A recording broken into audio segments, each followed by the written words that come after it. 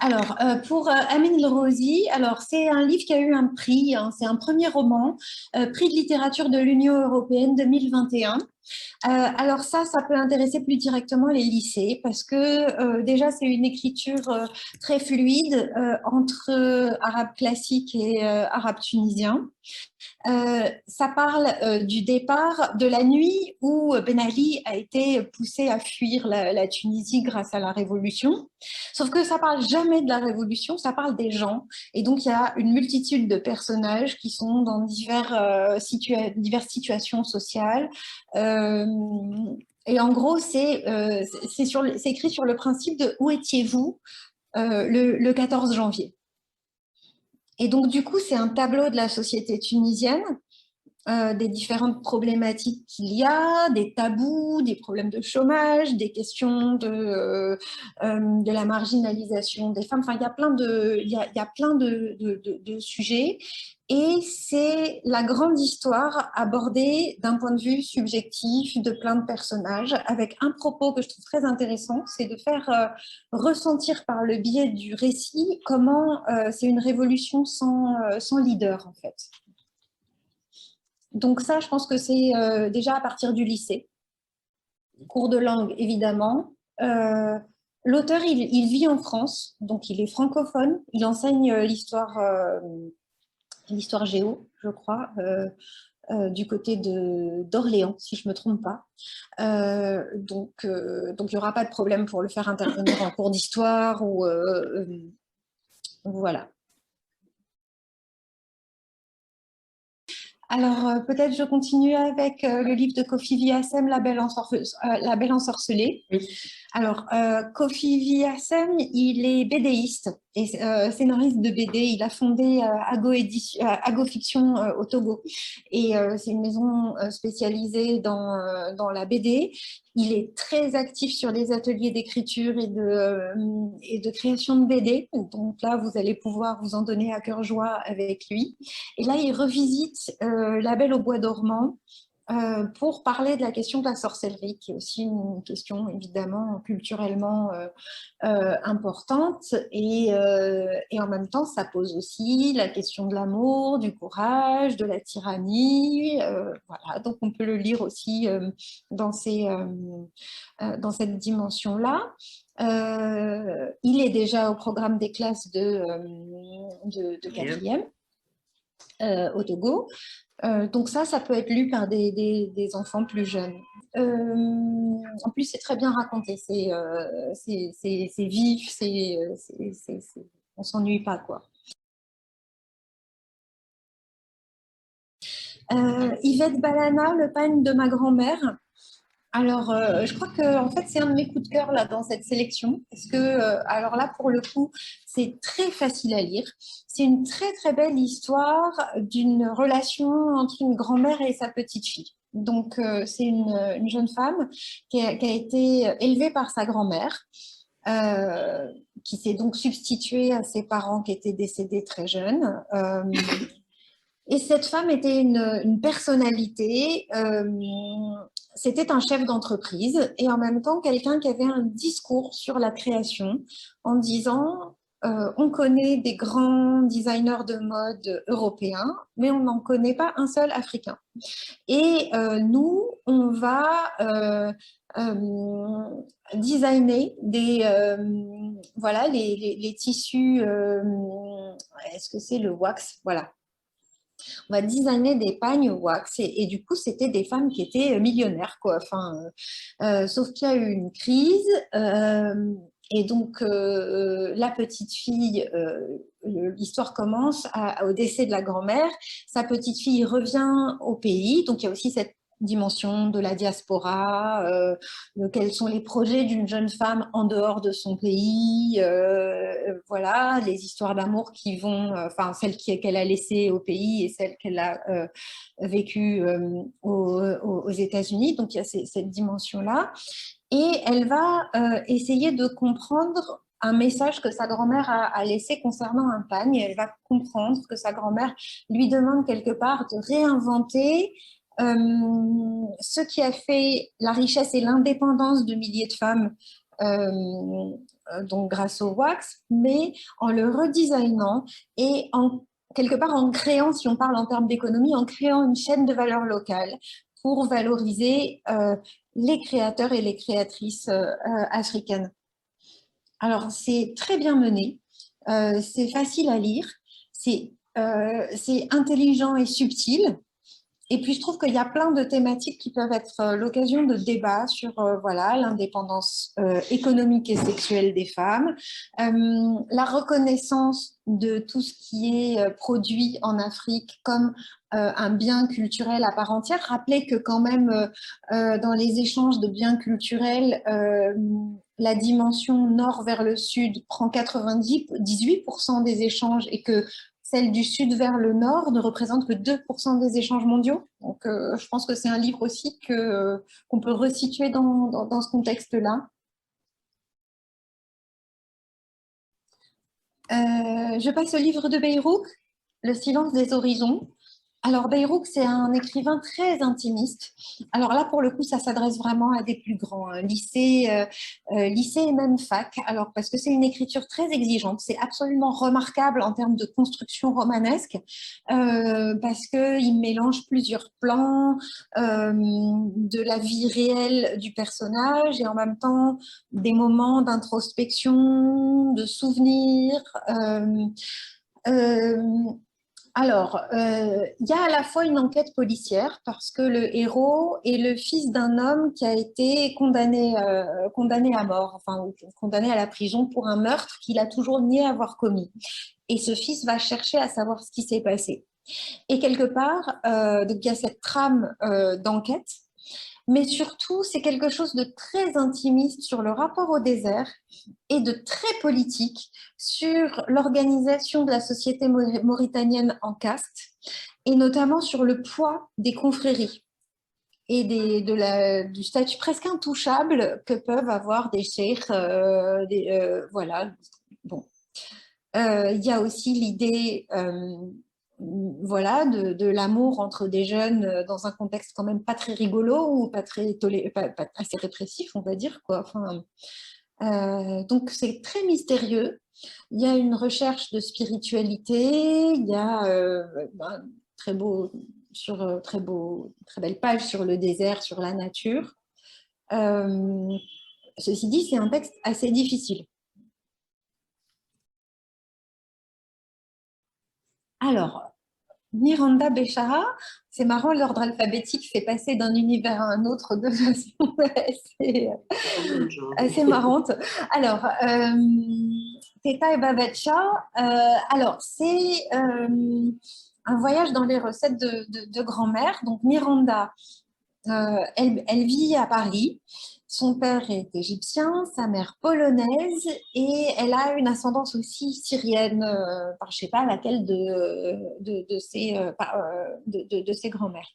Et le point de départ de ce livre, c'est sa fille qui s'intéresse à ses origines et qui lui pose des questions sur mais on est d'où et qu'est-ce qui se passe et voilà comment tout ça se mélange. Et l'idée, c'est que pour raconter tout ça, ben, le plus simple, c'est de parler de ce qui touche une transmission immédiate et directe par la cuisine et par les recettes familiales.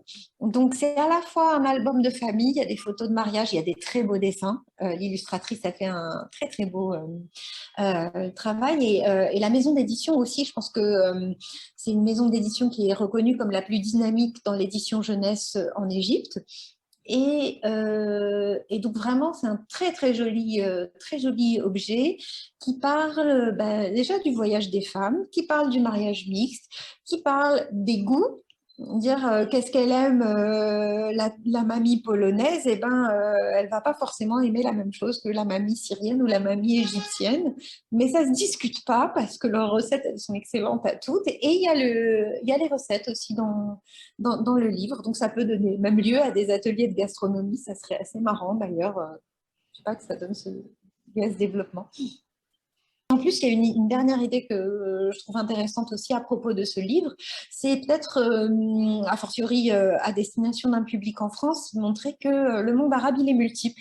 Alors, ça sera peut-être développé plus en amont dans l'édition Orient en 2023, mais, mais voilà, c'est que une grand-mère syrienne, c'est pas la même chose qu'une grand-mère égyptienne. Et c'est pas les Addis Abeba Noir, c'est un collectif. Cassava République, c'est une maison d'édition très dynamique au Nigeria, qui est aussi qui travaille entre le Nigeria et l'Angleterre. Et donc, ils sont anglophones et ils ont une collection qui s'appelle Addis Abeba Noir, en fait, Ville Noire. Donc, ils ont fait Lagos Noir, ils ont fait Marrakech Noir. Enfin, il y a toute une collection avec plein de recueils de nouvelles dédiés au genre du polar dans, voilà, dans chaque ville. Et c'est l'occasion de parler de la ville sous les aspects les plus sombres, les plus mystérieux. Donc là, Addis Abeba, ça montre quand même une ville assez dure, avec le poids de l'excision, la prostitution, les violences urbaines. Enfin, c'est pas très rigolo, mais c'est tout ce qu'on voit quand on lit des polars. Voilà, c'est cette face sombre de la vie humaine. Et Girma Fontaillé, lui, ce qui peut être intéressant, c'est de le faire parler aussi en tant que journaliste, parce qu'il a été directeur de publication d'un hebdomadaire qui a été tellement critique qu'il a été censuré en 2000. Je ne sais pas en quelle année d'ailleurs. Enfin bon, voilà, il a eu cette expérience du journalisme et de la censure. Il est aussi poète, il est aussi romancier. Et il va pouvoir à la fois vous parler des langues, de l'amharique, de l'anglais. Voilà, donc lui, il est anglophone, mais ça serait peut-être pas mal de lui faire lire des textes en amharique, parce qu'en France, on n'a quasiment jamais l'occasion d'en entendre. Voilà, Michelle Hatting de I'm the Girl Who Was Raped. Alors, on a essayé de maintenir aussi un équilibre entre fiction et non-fiction pour montrer que on est aussi un continent qui produit des idées et que raconter des histoires, c'est très bien et c'est extrêmement important et que ça permet parfois de contourner des situations de censure, mais que la publication en sciences humaines, c'est autre chose et c'est aussi une façon de donner forme au monde, de formuler nos concepts concernant nos réalités, etc. Donc, on tenait aussi à ce qu'il y ait une représentation de la non-fiction.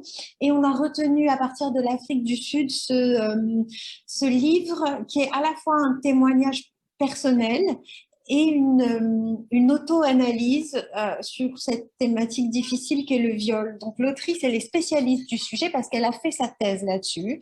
Et il lui arrivait quelque chose d'atroce, c'est que le soir où elle est sortie fêter son diplôme, elle a été agressée et violée. Donc tout le livre, c'est sa résilience, sa reconstruction, comment elle arrive à accepter d'être la fille qui a été violée, d'être elle-même le sujet de ce qu'elle a pris pour objet pendant des années d'études. Donc sur à la fois cette trajectoire personnelle intime, psychologique extrêmement douloureuse, d'être victime d'un crime, et en même temps, cette réflexion sur qu'est-ce que c'est être soi-même témoin d'une situation et qu'est-ce que c'est penser sur une situation. Et nous, moi, ça m'a beaucoup touchée en toutes lettres parce qu'on travaille aussi sur le fait que on veut casser la hiérarchie entre le témoin brut qui apporterait une matière brute et l'universitaire qu'apporterait la valeur ajoutée par le travail de formulation ou de conceptualisation qu'il apporte par rapport à ces réalités. Nous, on estime que vivre une situation nous donne aussi une légitimité pour la conceptualiser et qu'on n'a pas besoin d'un tiers voilà, qui arrive de l'extérieur pour conceptualisé, ou du moins que ce tiers n'est pas nécessaire à donner de la valeur à cette expérience-là. Je ne sais pas si j'ai été suffisamment nuancée. Donc voilà un peu, et puis en plus c'est un sujet qui est visiblement endémique, qui va permettre de parler aussi de la violence en Afrique du Sud, mais de la violence à l'encontre des femmes d'une manière plus large. Amira Jehan Khalfallah, donc le naufrage de la Lune. Alors, Amira, je la connais d'abord en tant que dramaturge et que autrice de court-métrage. Et là, c'est son premier roman. Et elle est partie en fait de sa ville d'origine en Algérie, donc Gigel, qui a eu une histoire assez spécifique parce que quelque part, c'est une ville qui a résisté pendant longtemps à la pression ottomane et que cet épisode a fragilisé et fait basculer dans le joug ottoman. Donc il y a quelque chose d'assez spécifique dans l'histoire algérienne.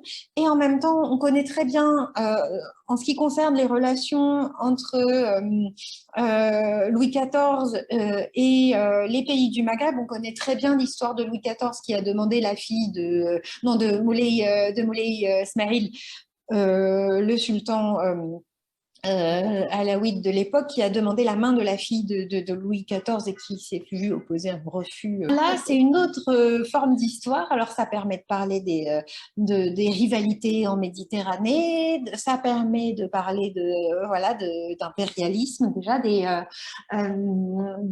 la double hégémonie, celle venant de l'Orient avec les Ottomans et celle venant du Nord avec l'Europe, et quelle suite ça a pu avoir. Alors ça, c'est une période bien antérieure à la deuxième vague de colonialisme, mais je trouve que c'est très intéressant. Puis c'est des très beaux personnages aussi, donc il y a un ton intimiste, elle a un vrai style. Voilà, belle attention à la nature aussi, c'est un très très joli premier roman.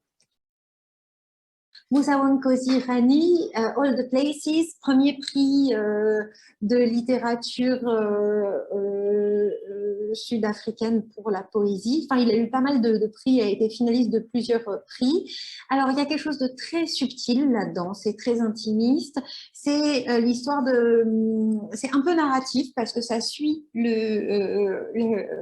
un personnage depuis son enfance jusqu'à son âge d'adulte. Et c'est des moments dans la vie voilà, l'accès à l'école, le chagrin d'amour. C'est la vie des townships, donc des quartiers noirs.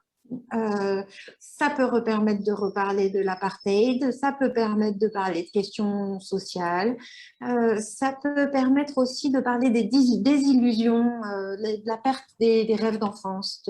Voilà, c'est un livre très très fin. Et en même temps, l'éditeur, il fait des objets absolument magnifiques. Donc, je pense que c'est aussi un travail aussi à mettre en avant.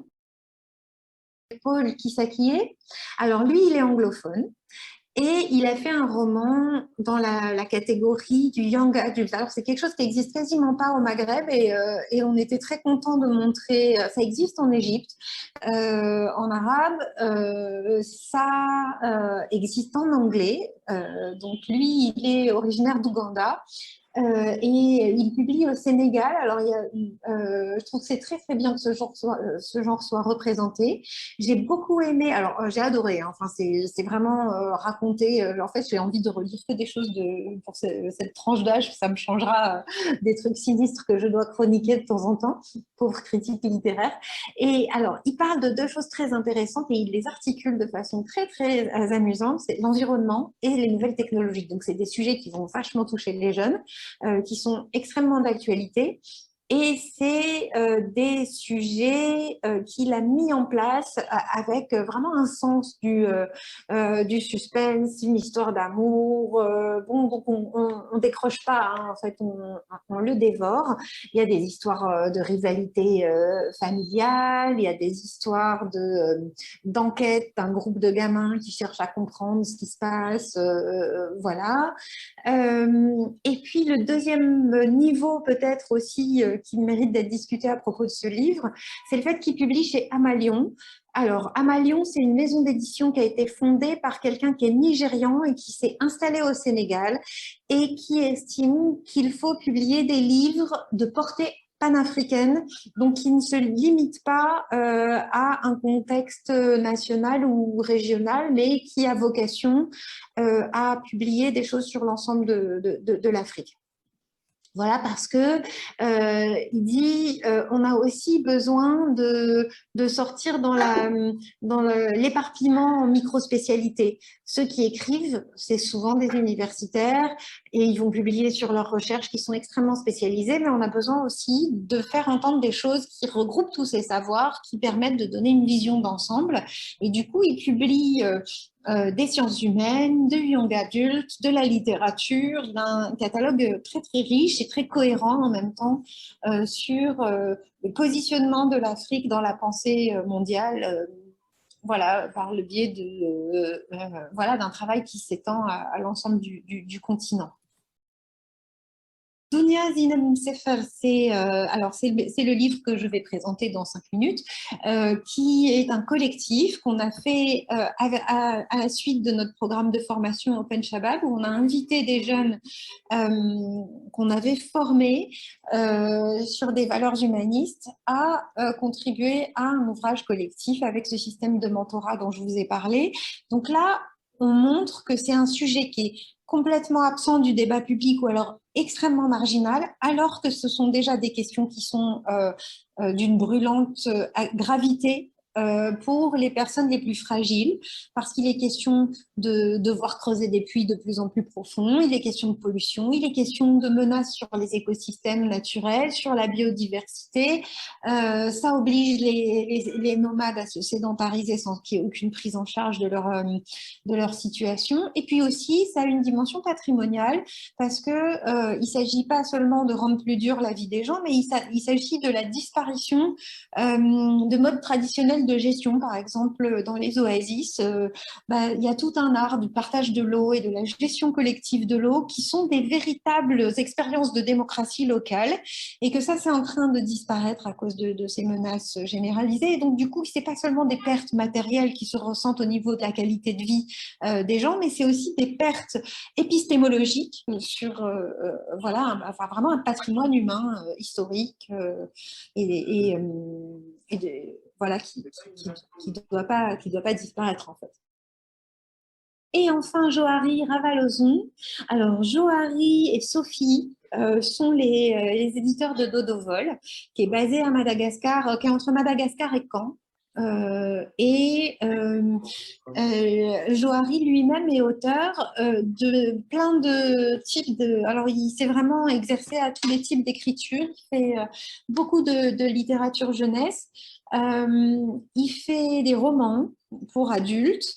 Et là, on l'a retenu pour un beau livre de nouvelles qui est son journal pendant la crise de 2009 à Antananarive, avec les photos de Sophie Bazin.